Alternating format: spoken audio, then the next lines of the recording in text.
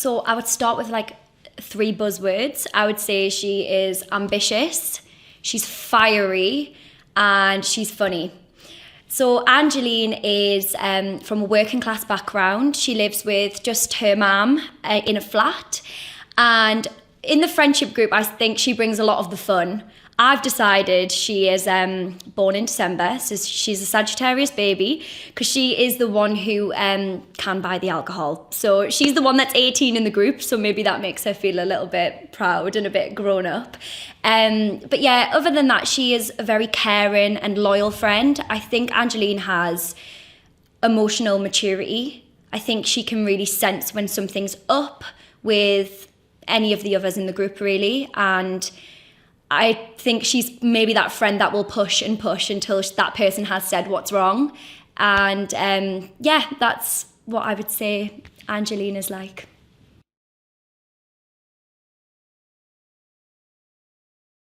So I would start with Angeline and Jay. So as mentioned before, I said Angeline lives with her mum in a flat, but she actually lives next door to Jay with Jay's grandparents. So really they've just been brought up together. So they have this kind of brotherly, sisterly love that no matter what type of people they are, because they are very different people, there is just like a love there that is unbreakable, really. And she would stick up for him out of anything. And then I would move on to her relationship with Claire. I think she is really inspired by Claire. Claire is also very ambitious, but Claire knows exactly what she wants to be, which I think Angeline really admires in her. And I think Claire often would really pick Angeline up and make her feel like she is like good enough. I think with Angeline's background, maybe sometimes a little bit of self-doubt does creep in, and I think Claire's there to be like, no, you've got this, girl, you can do it. So I think they've got a nice friendship there. And also Claire has quite a sometimes hard hysteria, so sometimes she does need softening down a little bit, and if something's up she can get in her head. I think Angeline's the one to be in there to get the feels out. And then with Sam, their friendship is very fiery. I think Sam has quite old-fashioned views on women, so that gets under Angeline's skin. I don't think Sam is a lost cause at all, but I just think he needs a little bit of educating, which I think 18-year-old fiery Angeline sometimes can do, not in the best way. So them two butt heads quite a bit. I would say they never, there is love there. So I don't think they would have these conflicts if they didn't care for each other. But am I going to say that I think their friendship is one that would last? Maybe not, because I think they do see the world very differently. But it is a lovely friendship at that time, and I think they learn a lot from each other. And finally, her friendship with Ella. I think she just sees Ella as a little sister, kind of a baby of the family. I think she is always looking out for her, making sure she's okay, especially when they're drinking on the beach and stuff. I think she's always got one eye on Ella, because maybe she's not as wild as the others. So yeah, I think there's like a real big sister feeling with Ella.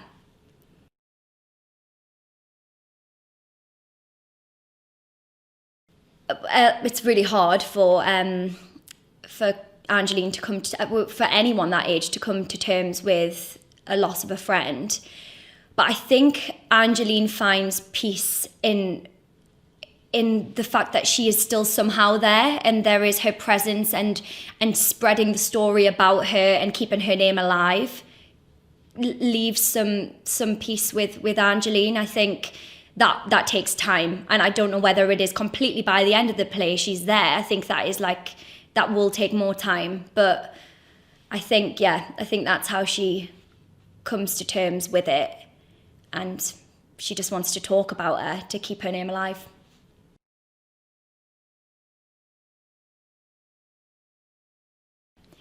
So I think Angeline completely idolises Orpheus at first. Angeline sees Orpheus as a female, and it isn't somebody that she is sexually attracted to. I think it's more of a energy that she is attracted to. It's this freeness, this just well-travelled, well-cultured person that she is just like captivated by. And I think it ignites a real spark in her, actually. It gets her questioning her sexuality. She wants to start to explore what would be non-monogamy, what those relationships would be like, what it would be like to have multiple relationships and explore loads of different types of people. And I think that is really exciting for her.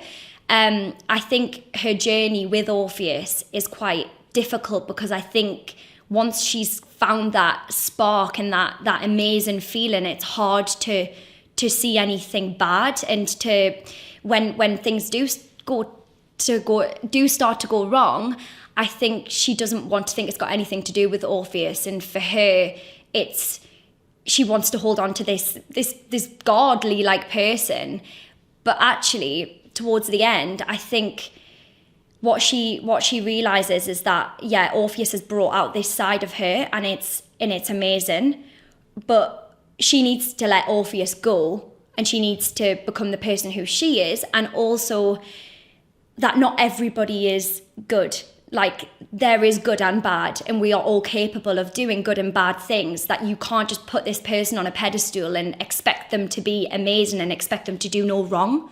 So I think it's understanding that, and I think at the end when Olivia takes the head Olivia, who plays Claire, takes the headdress off, which represents Orpheus, it's letting that settle in. Okay, what does Angeline want to keep from this, and what is she all right with letting go? And that's kind of what I think her journey is with Orpheus.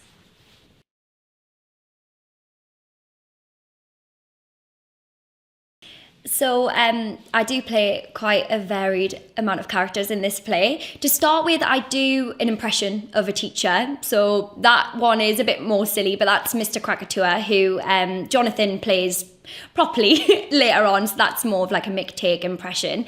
And then I play Mrs. Grey, who is Ella's mum. And it is worth mentioning that Ella is adopted, and Mr. and Mrs. Grey had really wanted children and were really desperate to have a child. So when they did finally get this child, it is their parent, especially Mrs. Grey, takes the more controlling parenting approach, which, you know, that's the way she's decided to go, because Ella is so precious to her. So right or wrong, but it's all out of love, and yeah, that's Mrs. Grey. And I then play Crystal, who is the rough gobby. I do that because she is judged by all of the friendship members. The rough gobby classmate who wasn't actually meant to be in that class because her class got cancelled. So she's there, she's loud, she's proud. And what's really lovely about this character is she is judged by everybody, and maybe the audience at first, but she does really well. So she does really, really well at the end of the play, and she has a real full circle moment, because she makes English, like she makes what she's learning from Mr. Krakatoa understandable for her. And this character has such a lovely arc, and it's definitely a don't judge a book by its cover moment, I hope. And I also play Lizzie, who is Claire's mum, which is corrected in the play. And she is an English literature teacher at Durham University. She has a way more relaxed approach. She's got bohemian vibes, you know, she wants the friendship group to be able to come in, kick their shoes off, and just feel really comfortable and at home in her house. She creates a really safe kind of nest. And who else do I play? I also played Death. Said that with such a smile on my face. I also played Death, which actually is more of a voice. So I am a shadow behind a curtain, but I've decided to make this character Northern Irish to kind of connect to the folk feel of this show. And it's played by me, so she has a really sing-songy quality, and it's this character, I suppose, is lovely to play, because it's all about manipulating Orpheus through just your voice.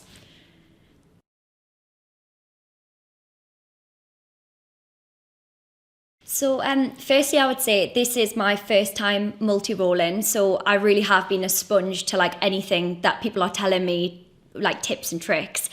But I would say what I did firstly was Aisha, who is our movement director, she had us walking around the space as our different characters, and we started with leading with different parts of the body, which is like, I know a lot of people do this at drama school, and it actually took me back as well, but it's so helpful. So like leading with the nose, how does that make you feel? Does it make you feel quite important? Leading with the chin, the head, the belly, all of those different things. And we then experimented with different qualities. Have you got like a ringing quality? Do you have quite darty quality? Are you floaty? All of these different things, and then constantly thinking, okay, how does that balance with the text and what one feels right for me? Then, which was actually my favourite one, we then started to attach animals to the characters. So like I decided that Angeline is a dolphin because she is so like, she like sprouts up and she's very excitable and friendly. I thought Mrs. Grey is a swan. She wants to seem very calm, but it's going crazy down there, and she can be quite snappy sometimes. Lizzie is a snake because she is just more I'm doing the action, hopefully you know what I mean. So that was really helpful for me, actually, having imagery along with how I'm going to move around the space.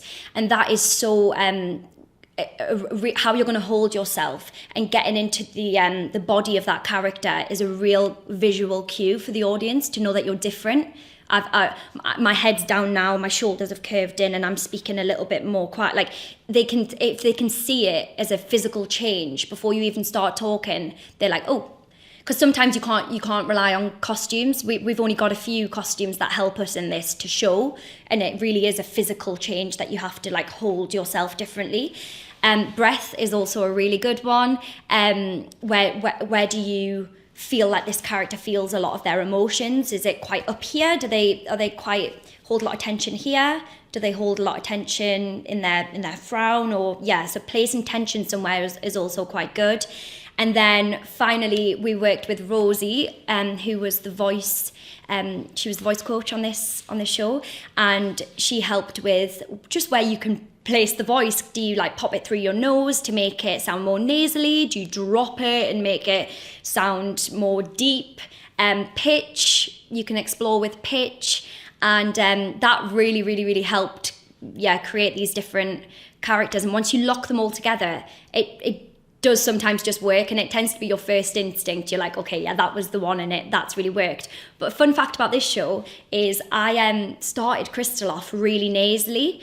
Crystal is my school character, and she was really, really nasally. And just before the opening night, Rosie came up to me and she said, I don't know if I should take this to heart. She said, it sounds too like you. And I was like, oh, she was like, it sounds too like you need to completely drop it and do it more low larynx and a deeper sound. And I was like, okay. And then I didn't have time to rehearse it, but I just kind of went with it, and it went really well. The audience were laughing and stuff, and it was really successful. And it was just interesting how that subtle change, I didn't change anything about my physicality, but that subtle voice change created a completely different character, because before it was too similar to the sound of my voice, and it might have been confusing for the audience.